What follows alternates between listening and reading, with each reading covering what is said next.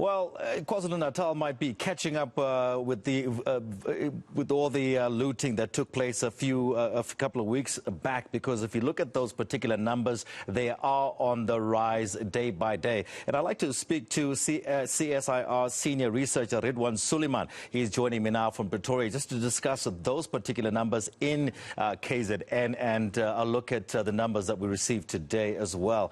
Ridwan, thank you so much for joining me this evening. Let's talk about KZN. Is it really, are they feeling now, when you look at those numbers, are they significantly high enough to point at the looting that we saw a couple of weeks ago? Good evening, Tony. It's very difficult to pinpoint what the exact causes of the increase are. No doubt the infections are certainly on the rise in KwaZulu-Natal, as they are in the other coastal provinces as well. And as indicated just today, KwaZulu-Natal recorded the highest number of infections that it saw since passing the second wave back in January. The KwaZulu-Natal has been on a steady incline for a number of weeks, and we do know that its epidemiological trajectory was about 3 to 5 weeks behind Gauteng. So the increase is expected. It's difficult to say for sure if it is because of the looting and unrest specifically, but certainly it has had an effect on what we are seeing now. So we're looking at a total of 59,563 tests conducted in the last 24 hours. We just went past the weekend where, of course, the tests would have been lower because it was the weekend. Before we were seeing tests in about 70-odd thousand or so. Are people testing less because they're getting, I would assume, they're not they're not feeling the symptoms as much as they would be before? Is that another way to look at it? Yeah, certainly that I think is spot on, primarily because of our testing strategy, in which our testing rate or the tests that we conduct are based on people presenting for testing, either after showing symptoms or coming into contact with a positive case. Therefore, the testing curve kind of counterintuitively follows the infection rate curve. And so the decline in testing that we have been seeing from the peak a few weeks ago is largely a reflection in the decline of infections, in less people showing symptoms and therefore less people presenting for testing, essentially. So what's the figure that we should actually be focusing on? Is it the 22.3% positivity rate? Is that the critical figure all the time here? Is that what we should be focusing on? It certainly is a very important figure because of our testing strategy in South Africa. So I think we really need to look at that test positivity rate, but we also have to look at the absolute number of cases as well to just get an idea of the extent of the spread of infections.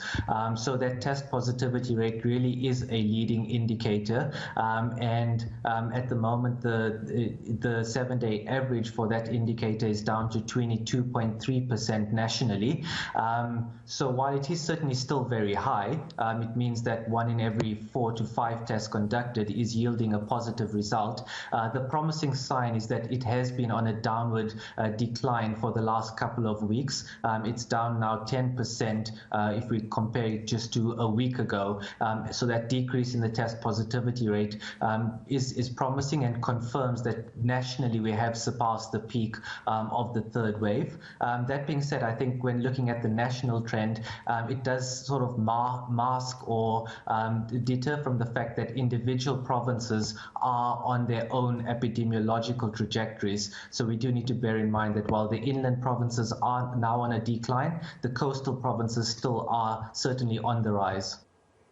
Okay, so when we're looking at that 22.3% positivity rate, that particular number, if I can focus on that, before we were under 10 at some point, and I'm just looking ahead here a little bit to when can we get to level 2? When can we be comfortable with that particular number for us to maybe open up the economy a little bit more? Yeah, I think we certainly need that test positivity rate to go below 10% before we even start to relax a bit. It certainly is very high. And just as a guideline as well, the World Health Organization recommends that countries maintain that test positivity rate below 5%, which would be an indication that the epidemic is under control. So certainly I think we still have a long way to go before that specific rate does decline to much more manageable levels that would indicate a reduced risk. So I think below 10% is probably the next threshold that we should be aiming for at this stage. Ridwan, do we know why? Maybe we were talking about the coastal provinces, and now though those numbers are on the rise and inland it's declining. Is there any particular reason why that might be the case, that it's actually working out this way? I think it's just that the third wave this time around started in the inland provinces differently to the previous waves. We know the first wave started in the Western Cape, then spread into Eastern Cape and then inland. The second wave started in Eastern Cape, then spread to the neighboring coastal provinces of KwaZulu-Natal and Western Cape.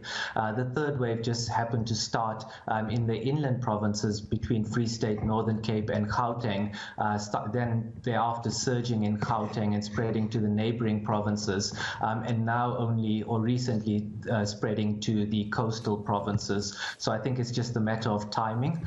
We also know that the Delta variant is responsible for most of infections during this third wave, and so we're seeing that the Delta variant, which is highly transmissible, spread rapidly through the inland provinces and is now spreading through the coastal provinces. Just a last one for me, and this is basically my curiosity. I mean, you're looking at the Eastern Cape that was devastated earlier on by the virus, and then come the Delta variant, the numbers are not so high. Is that because maybe a majority of that population was affected earlier on?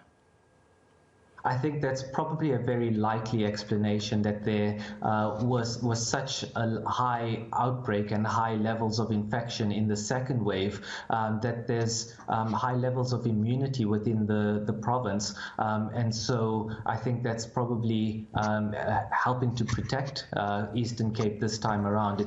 It's certainly, cases are still on the rise. I think just today reporting over 1,000 new cases in the Eastern Cape, which is also the highest number of cases that have been reported in that province since January as well. But I think that the number of cases are relatively lower than what we have seen before. So the province is kind of going somewhat under the radar. So it certainly hasn't peaked in terms of the third wave just yet. But the outbreak during this third wave hasn't been as severe as the previous waves, likely due to high seroprevalence or high levels of immunity in that province.